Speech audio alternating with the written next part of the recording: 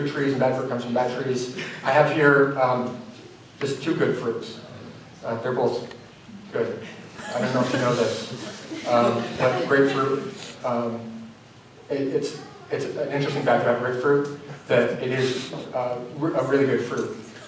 It tastes good. So if you didn't want to eat it, then you're missing out.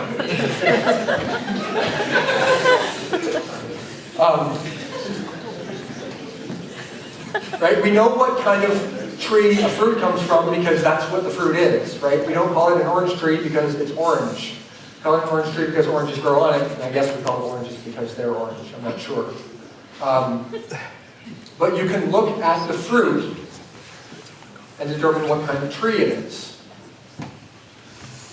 I want you to think back to the teacher that I asked you to think of. Not the specific teacher I asked you to think of, because I don't know who any of your teachers were, except for Tanner, because I worked with some of his teachers. What is it about that teacher or those teachers or coaches that made them your favorite teachers and coaches?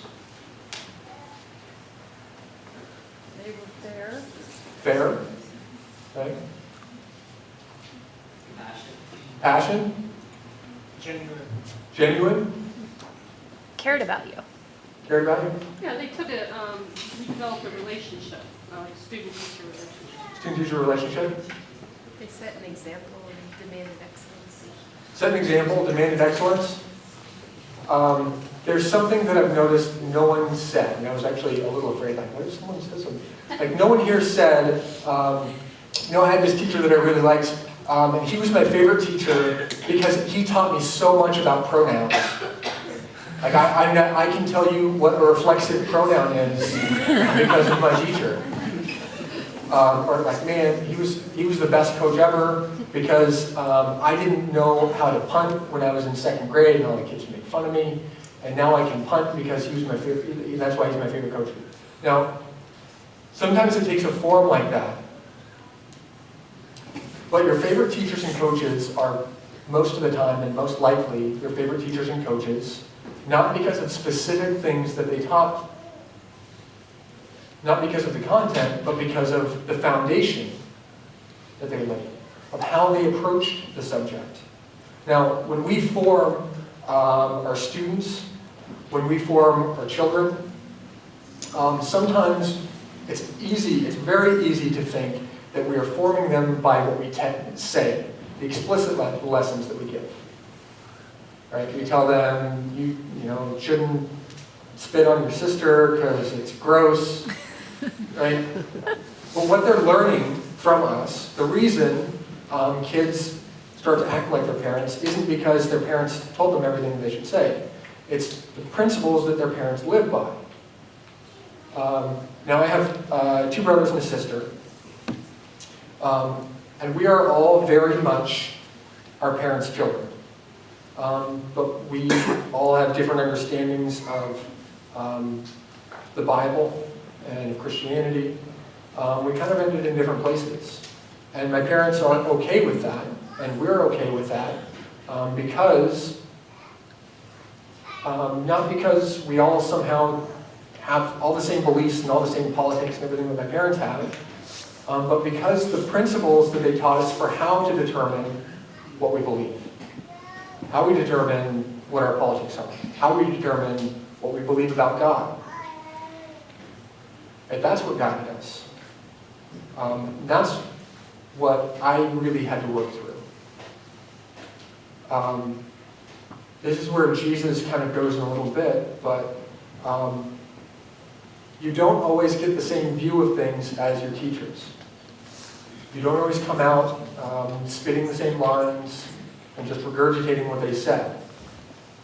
If you do, it might be a sign that maybe you should discern a little more.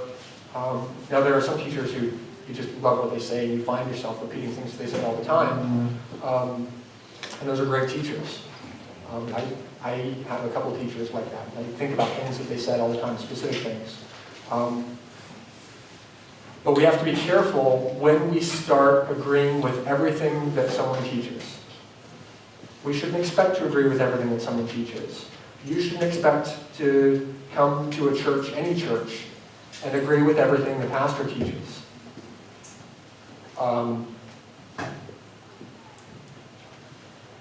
We call that, in Christianity, we call it sometimes individual soul liberty. It means every person is responsible for what they believe. Now, that being said, there are things that Jesus wants us to believe. There are things that are true, and there are things that sometimes we really have to work around. But we all have limited perspectives. We all have a lot of dissonance from our culture, from our experience that get in the way of that. What's important as we work through things is knowing how we're working through them. Right? That's what guides what we become. I forget where we are now. Did we do the fourth one of the general principle? How you lead is important because the way you, who you are. Right. So how and whom you follow is important because whom you follow determines who you will become, and how you lead is important because who you are determines what you teach others to become. And that's the nature of teaching. Okay, this is the general guiding principle that Jesus lays out as he's teaching, okay, before he gets to the implication, and that's what comes next. I'm missing a verse on that page. Okay. Why do you call me Lord, Lord, and do not do what I say? It's easy to see this and to understand this as Jesus reprimanding people. I don't think he's reprimanding people. Because remember, he's speaking to his disciples. He's not saying to them, you know, I've been telling you to do all this stuff and you're not doing it. Like, why you call me your Lord, your Master? Right? That's master or kind of teacher is the word here. But you don't do what I say. My understanding of what he's saying is if you are my disciple, you will do what I say. Right? Not out of this sense of compulsion, but because of everything that he just laid out. If you are Jesus' disciple, you will start to look like Jesus. You will start to process things and sort through things and have the foundations that Jesus has. I use the word foundation very intentionally because it's the word Jesus uses. Everyone who comes to me and hears my words and acts on them, I will show you whom he is like.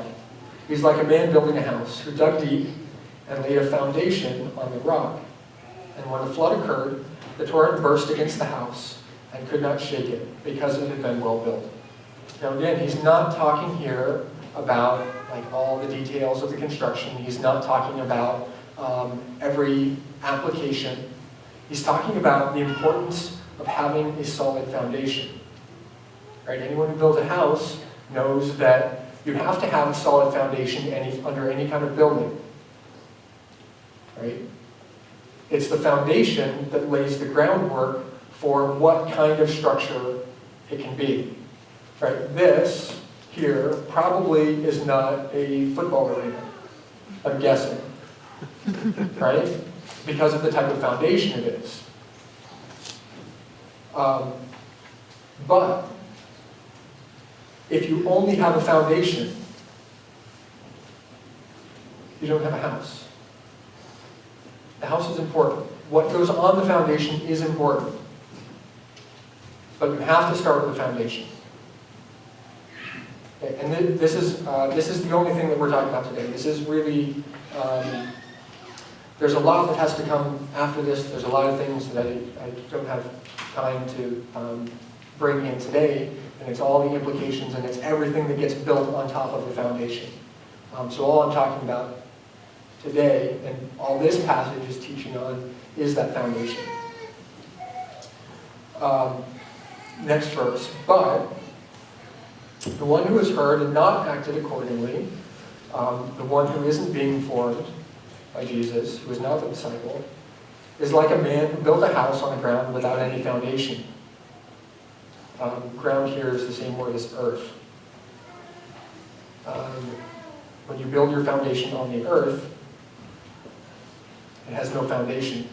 And the torrent burst against it and immediately collapsed, and the ruin of the house was great.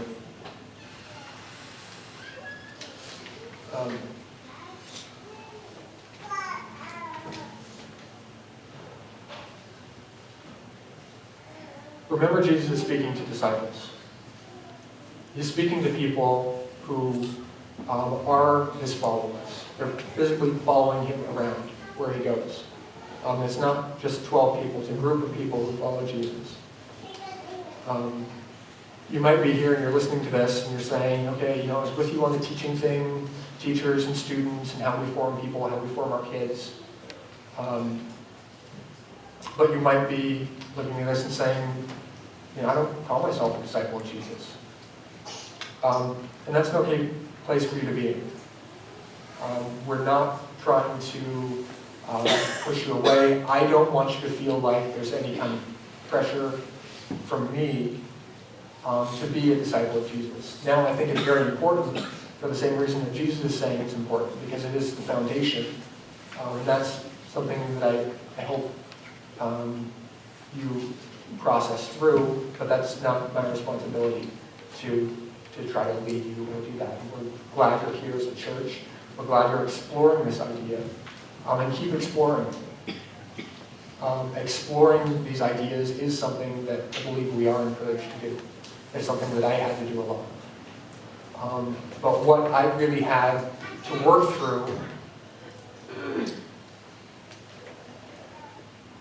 wasn't the foundation.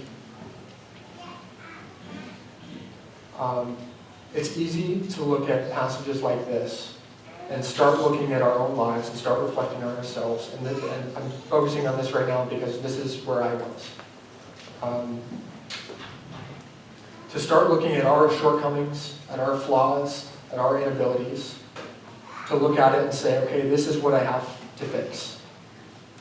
This is what I have to resolve if I want to be a good husband. Or if I can, raise kids to be something productive and good. Right? If I can have good fruit. It's really easy to do that for some people. It was really easy for me to do it. Jesus isn't pointing us toward that. What he's pointing us toward is himself. Why do you call me, Jesus, Lord, Lord, and don't do what I say?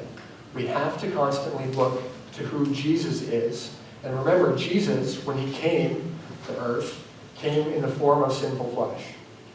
Right? Jesus was also a disciple. Jesus submitted himself to the will of God. Remember, before he was crucified, he was praying to the Father, and he said, not my will, but your will be done. Right? Jesus put himself at the feet of God. And if you look at all the miracles he did, we look at it and say, well, yeah, Jesus was God who did those miracles. He only did those miracles by the power of the Spirit. It was only after the Spirit came on Jesus that he performed miracles. Jesus was human. We are instructed to be like Jesus and not be like God. Right? Adam and Eve ate fruit to be like God, because they thought they would be like God. We are instructed to be like Jesus. Because Jesus, we can go to the flow. Jesus is a teacher, and the teacher's nature produces the teacher's fruit. The teacher's fruit is the disciple's nature. Okay, this is what we produce in other people. It's what Jesus produces in us. It's what he has to produce in us, not out of compulsion, but because that's the general guiding principle. That's how it works. Your kids will grow up and they will start to act like you and look like you. When you had a good teacher and you were that teacher's disciple, that teacher's student, and you put yourself under that teacher's instruction and discipline, you start to become that teacher. And it is